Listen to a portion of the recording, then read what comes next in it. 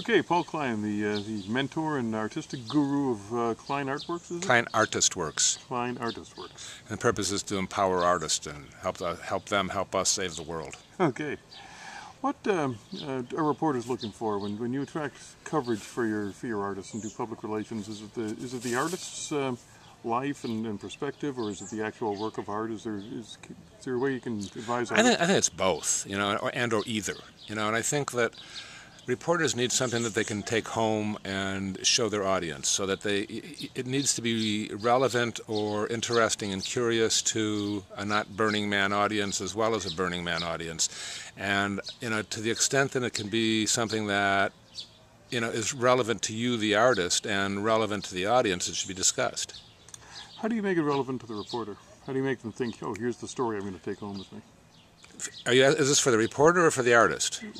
Well, the artist acting to get some attention for his artwork and for his team. I think you notice after a while with people who are being interviewed that they're not necessarily answering the question. Mm-hmm. Reporters ask a question, they're after something, and the politician, or whomever is experienced at getting their message into it.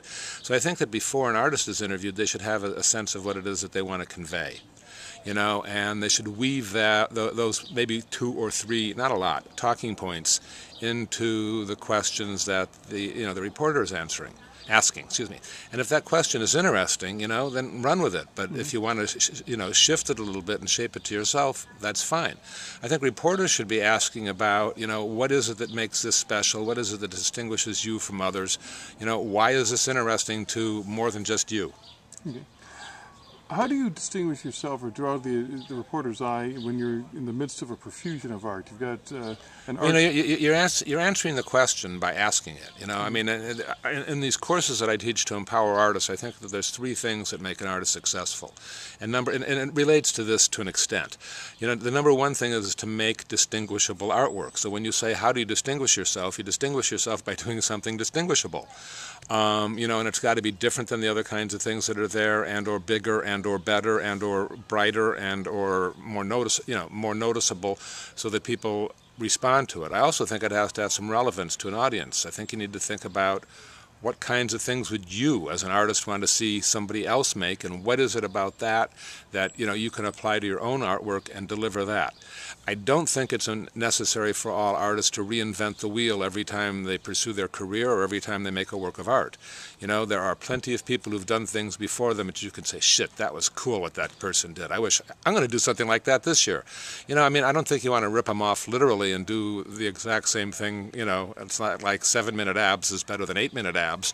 But, I think you can, extrapolate from that and, see what people have done previously. I'm not certain that... I'd respect it, but I'm not certain that someone who's a first-timer at Burning Man wants to be doing a whole lot without having a sense. It probably makes more sense to do it after the first time and do some, research and experience the place and the kinds of problems that people have and the kinds of things that really fly, and, then apply your own brilliance to that. What mistakes do you see artists making when they're really in the crunch, when they're building and installing their art? Are they... This answer is going to probably throw you. I think most artists don't think big enough. I think that they're not taking enough risk. I think that, there's no reason something can't be miles in size instead of inches, and I think there's, in a place like Burning Man where you have such a cooperative spirit, if you can enlist an army of people to do it. One of my mottos is that nothing is impossible for the person who has someone else to do it for him. So that if you can get a group of women and men together to help facilitate what you're doing, go for it.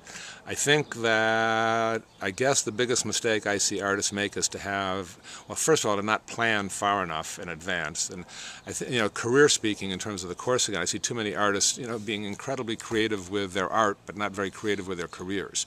But, in terms of this situation, I think most importantly is to plan, and plan adventuresomely and big, and maybe in this situation you need some contingencies, but, be brave. How do you give a good interview if you're an artist?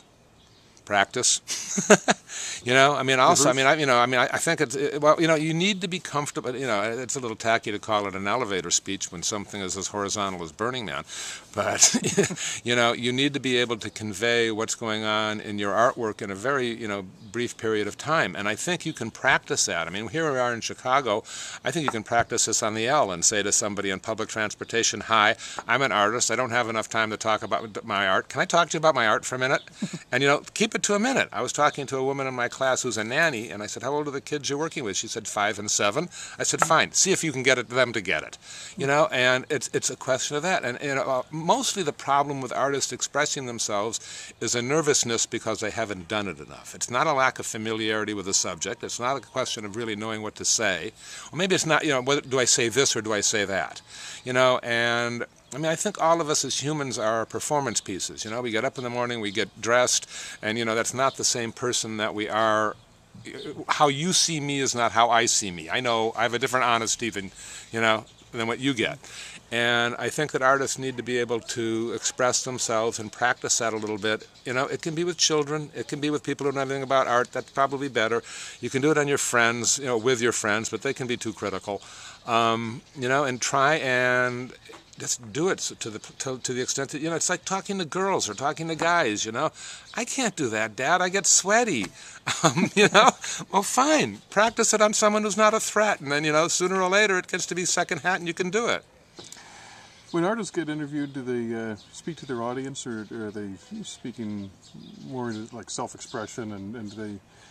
I think too many probably are doing self-expression, but a lot of it can be insanely interesting, and I mean, and a couple of lines are really good. I mean, someone's talking about inspiration, and Chuck Close says, inspiration is for amateurs. The rest of us just show up and get to work.